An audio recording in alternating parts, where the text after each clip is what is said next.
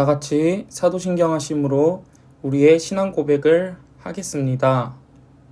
나는 전능하신 아버지 하나님, 천지의 창조주를 믿습니다. 나는 그의 유일하신 아들, 우리 주 예수 그리스도를 믿습니다. 그는 성령으로 잉태되어 동정녀 마리아에게서 나시고 본디오 빌라도에게 고난을 받아 십자가에 못 박혀 죽으시고 장사된 지 사흘 만에 죽은 자 가운데서 다시 살아나셨으며 하늘에 오르시어 전능하신 아버지 하나님 우편에 앉아 계시다가 거기로부터 살아있는 자와 죽은 자를 심판하러 오십니다. 나는 성령을 믿으며 거룩한 공교회와 성도의 교제와 죄를 용서받는 것과 몸의 부활과 영생을 믿습니다. 아멘.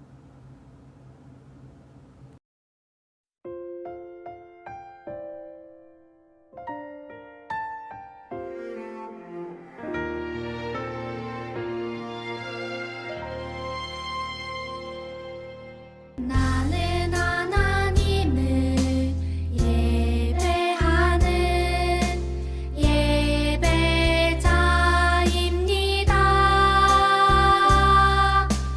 내가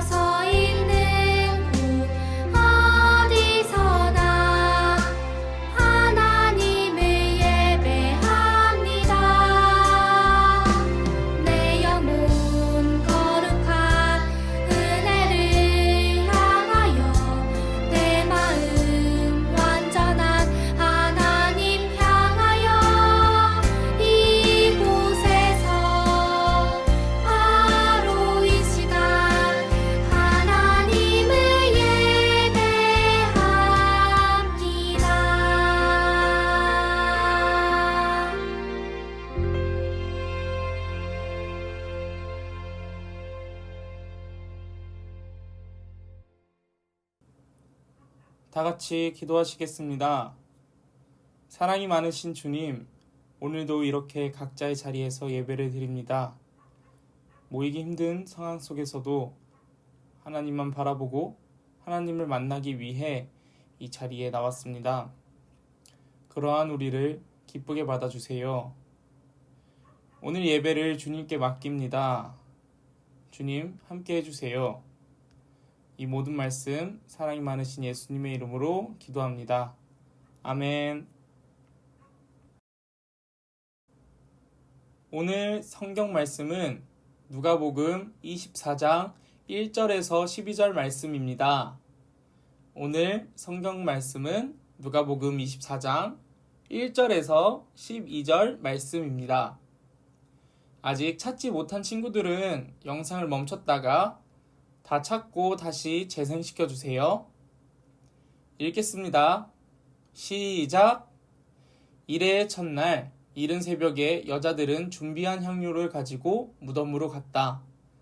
그들은 무덤 어기를 막은 돌이 무덤에서 굴러져 나간 것을 보았다.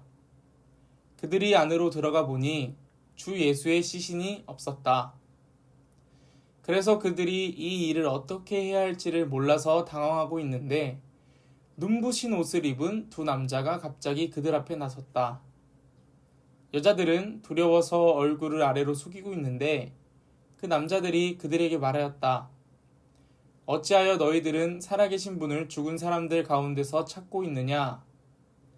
그분은 여기에 계시지 않고 살아나셨다. 갈릴리에 계실 때 너희들에게 하신 말씀을 기억해 보아라. 인자는 반드시 죄인의 손에 넘어가서 십자가에 처형되고 사흘째 되던 날에 살아나야 한다고 하셨다. 여자들은 예수의 말씀을 회상하였다. 그들은 무덤에서 돌아와서 11 제자와 그 밖의 모든 사람에게 이 모든 일을 알렸다. 이 여자들은 막달라 마리아와 요한나와 야고보의 어머니인 마리아이다. 이 여자들과 함께 있던 다른 여자들도 이 일을 사도들에게 말하였다. 그러나 사도들에게는 이 말이 어처구니 없는 말로 들렸으므로 그들은 여자들의 말을 믿지 않았다. 그러나 베드로는 일어나서 무덤으로 달려가 몸을 굽혀서 들여다보았다. 거기에는 시신을 감쌌던 삼배만 놓여 있었다. 그는 일어난 일을 이상히 여기면서 집으로 돌아갔다. 아멘. 샬롬. 오늘 이렇게 각자의 자리에서 예배를 드리려 모인 우리 친구들 주님의 이름으로 축복하고 환영합니다. 오늘 말씀 제목 다 같이 한번 읽어볼까요? 시작. 부활하신 예수님을 전해요. 네. 오늘 전도사님은 부활하신 예수님을 전해요 라는 주제로 우리 친구들에게 이야기를 전하려고 하는데요. 이야기를 하기 전에 우리 친구들 중에 혹시 여기 나와 있는 이 사진이 뭔지 아시는 친구 있나요? 이 사진은 피라미드라고 하는 건데 피라미드는 이집트 파라오 왕의 무덤이에요. 엄청 크죠? 옛날에 왕이나 귀족들의 무덤은 이렇게 크게 지었어요. 옛날에는 이렇게 무덤의 크기로 그 사람이 얼마나 대단하고 높은 사람인지 알 수 있었어요. 하지만 무덤은 죽은 사람을 위한 거지 살아있는 사람한테는 필요가 없잖아요. 오늘은 무덤이 없는 한 분에 대해 전도사님이 이야기를 해볼 거예요. 자, 일주일의 첫째 날 이른 새벽에 여자들은 예수님의 시신에 뿌릴 향료를 준비해 무덤으로 갔어요. 그런데 무덤 앞에 도착한 여인들은 아주 깜짝 놀랐어요. 왜냐하면 예수님의 무덤을 막고 있는 커다란 돌이 저쪽으로 옮겨져 있었기 때문이죠. 너무 놀라 열린 무덤 안을 들어가 본 여자들은 여자들 눈에는 예수님이 보이지 않았어요. 그때 천사가 나타났어요. 그리고 여인들에게 살아있는 분을 왜 죽은 자 가운데서 찾냐? 예수님은 다시 살아나셨다 라고 말하면서 예수님이 다시 살아나신 것을 알려주었어요. 죽었다가 다시 살아났다니 정말 놀랍지 않나요? 그 소식을 들은 여인들은 곧바로 제자들에게 달려갔어요. 제자들에게 달려간 여인들은 예수님이 다시 살아나셨다는 소식을 제자들에게 전합니다. 이 소식을 들은 제자들은 어땠을까요? 제자들은 믿을 수 없었어요. 왜냐하면 자신들의 생각으로는 도저히 이 문제를 예수님이 다시 살아나신 것을 믿을 수 없었기 때문이죠. 하지만 제자 베드로는 일어나서 무덤으로 달려갔어요. 베드로 또한 빈 무덤만 보고 이상하게 생각하며 집으로 돌아왔어요. 도대체 예수님은 어디에 있는 걸까요? 누가복음 18장 33절에 이렇게 나와 있어요. 한번 전도사님이 읽어볼게요. 그는 3일 만에 살아나리라. 네, 예수님은 미리 말씀하신 그대로 다시 살아나셨어요. 십자가에서 돌아가셨던 예수님이 정말로 3일 만에 다시 살아나신 거예요. 우리 친구들, 저번 주 전도사님 설교 말씀을 기억하는 친구들은 아마 예수님은 온 세상 사람들 잘못을 대신하여 죽으셨다는 것을 알고 있을 거예요. 하지만 예수님은 죽고 다시 살아나셔서 예수님을 믿는 모든 사람들에게 친구가 되어주셨어요. 옛날에 대단한 아주 높은 위치에 있는 사람들의 무덤은 이렇게 아까 보여줬던 사진처럼 피라미드처럼 아주 크고 아주 잘 보존되어 있어요. 하지만 예수님의 무덤은 그 어디에도 없어요. 왜냐하면 예수님은 죽으셨다가 다시 살아나셨기 때문이죠. 예수님은 그 놀라운 광경을 오늘 예수님을 믿는 우리에게도 보여주셨어요.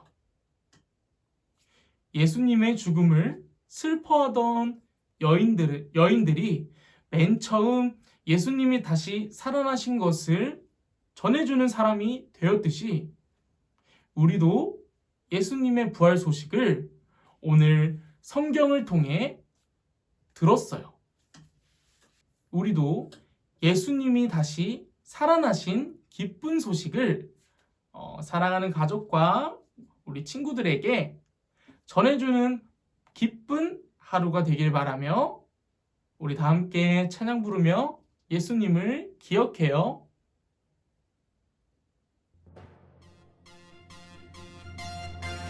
부활하신 예수님 찬양 목소리 높여 생명 주신 예수님 찬양 내 마음 다해 찬양 나를 위해 십자가에 달리신 예수님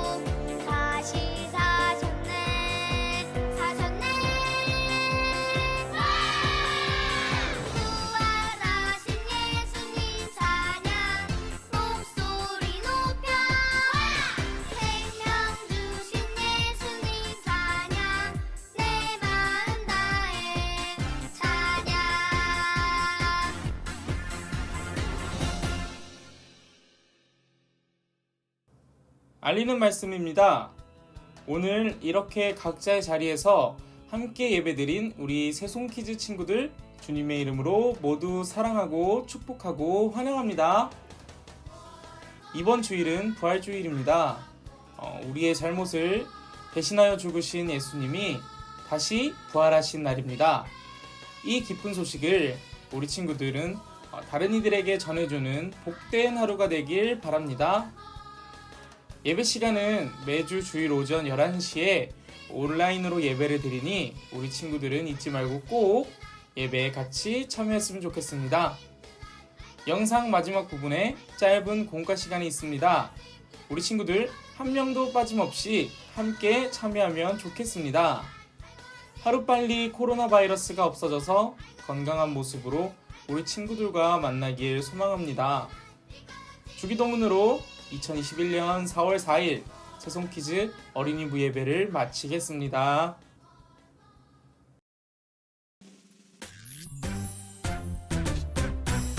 하늘에 계신 우리 아버지여 이름이 거룩히 여김을 받으시오며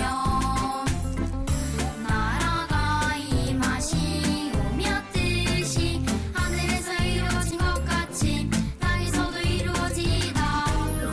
오늘 하루 우리에게 일용할 양식을 주시옵고 우리가 우리에게 죄 지은 자를 사하여 준 것 같이 우리 죄를 사하여 주시옵고 우리를 시험에 들게 하지 마시옵고 다만 악에서 구하시옵소서.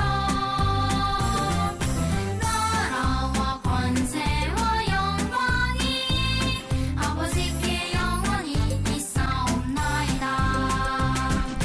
우리를 시험에 들게 하지 마시옵고 다만 악에서 구하시옵소서. 나라와 권세와 영광이 아버지께 영원히 있사옵나이다.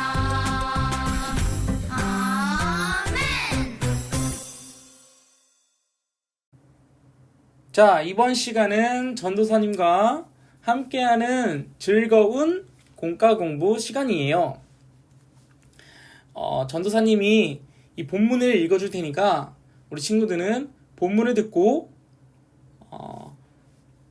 아래 그림을 보면서 사건이 일어난 순서대로 숫자를 쓰고 각 그림의 내용을 한번 생각해 보세요.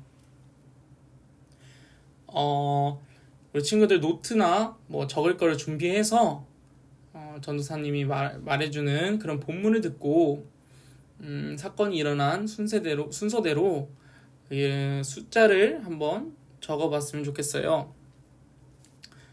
한번 읽겠습니다. 여자들은 예수님의 시신에 향료를 바르기 위해 무덤으로 향했어요. 그런데 무덤을 막고 있던 돌이 굴러져 있었어요. 안으로 들어가 보았더니 예수님의 시신은 없었고 두 사람이 예수님의 부활 소식을 전해 주었어요. 그제서야 여자들은 이전에 갈릴리에서 예수님이 하셨던 말씀을 기억하고 제자들에게 이 소식을 전해 주었어요. 그러나 제자들은 믿으려 하지 않았어요. 네, 여기까지입니다.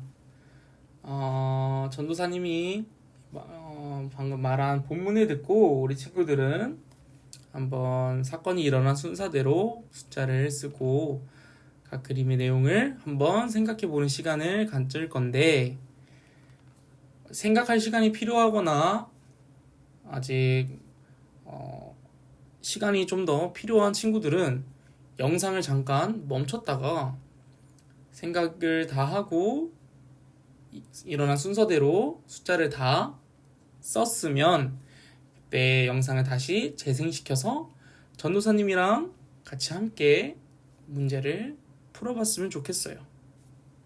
자, 그럼 한번 풀어볼까요? 첫 번째, 여자들은 예수님의 시신에 향로를 바르기 위해 무덤으로 향했어요. 근데 무덤을 막고 있던 돌이 굴려져 있었어요.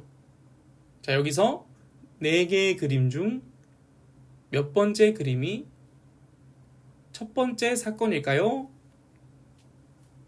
바로 2번째 그림입니다.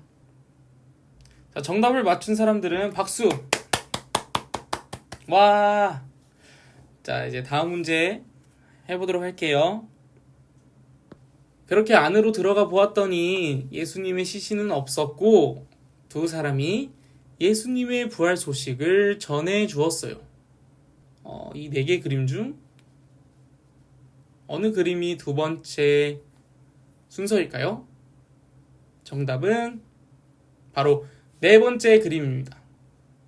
다음 문제 한번 또 볼게요. 그제서야 여자들은 이전에 갈릴리에서 예수님이 하셨던 말씀을 기억하고 제자들에게 이 소식을 전해 주었어요.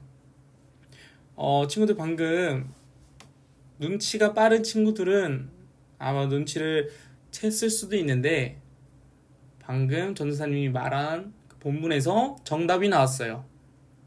바로 이 말풍선 안에 있는 예수님이 갈릴리에서 하셨던 말씀을 기억하는 여자들의 그림인 바로 3번째 그림이 이 3번째 사건입니다. 그리고 나머지는 이제 예수님의 부활을 안 여자들이 제자들에게 예수님의 부활을 말해주는 그림인 바로 첫 번째 그림이 제일 마지막 사건인 4번째 사건입니다. 그렇다면 우리는 예수님의 부활의 기쁜 소식을 누구에게 전해야 될까요?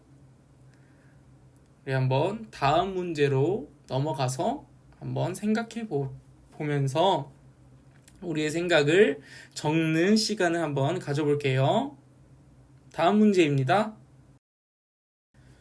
부활절은 아주 기쁜 날이에요. 예수님이 죽음을 이기시고 약속하신 대로 부활하신 날이기 때문이에요. 그리고 우리도 장차 예수님처럼 죽음을 이기고 부활할 것을 확인하는 날이기도 해요. 이 기쁜 소식을 전하며 살아가야 해요. 언제, 누구에게, 어떻게 이 기쁜 소식을 전할지 기록해보고 꼭 실천해 보아요.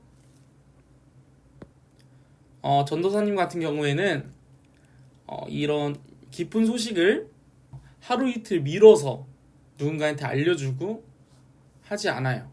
왜냐하면 기쁜 소식은 빨리빨리 알려줘야 하기 때문이에요. 그래서 전도사님은 언제 알려주냐? 바로 지금 당장이에요. 그리고 누구에게? 당연히 기쁜 소식은 나랑 친한 사람들, 내가 살아가는 사람들한테 알려주고 싶잖아요. 그렇지만 전도사님은 하나 더. 아직 예수님을 모르는 친구들에게도 알려주고 싶어요. 그래서 전도사님이 사랑하는 사람들, 그리고 아직 예수님을 모르는 친구들이라고 적었습니다. 어떻게? 기쁜 소식이니까 당연히 기쁜 마음으로, 즐거운 마음으로 알려줘야 되지 않을까요? 기쁜 소식을 슬픈 마음으로, 화난 마음으로 이렇게 알려주면은 듣는 사람도 똑같이 슬퍼지고 똑같이 화가 나겠죠? 그렇기 때문에 전도사님은 이 예수님이 다시 부활하셨다는 이 기쁘고 즐거운 행복한 소식을 아주 기쁜 마음으로 이렇게 사람들에게 알려줄 것 같습니다. 오늘 이렇게 준비한 공과 시간을 마쳤는데요. 우리 친구들은 우리를 위해서, 우리의 죄를 위해서, 우리의 잘못을 위해서 대신 죽으시고 또 오늘 다시 부활하신 우리 예수님을 기억하고 또 부활의 기쁨을 나뿐만 아니라 다른 사람들과도 나누는 우리 친구들이 되기를 바라면서 이렇게 오늘 공부 시간을 마치겠습니다. 우리 다음 주에 만나요. 안녕!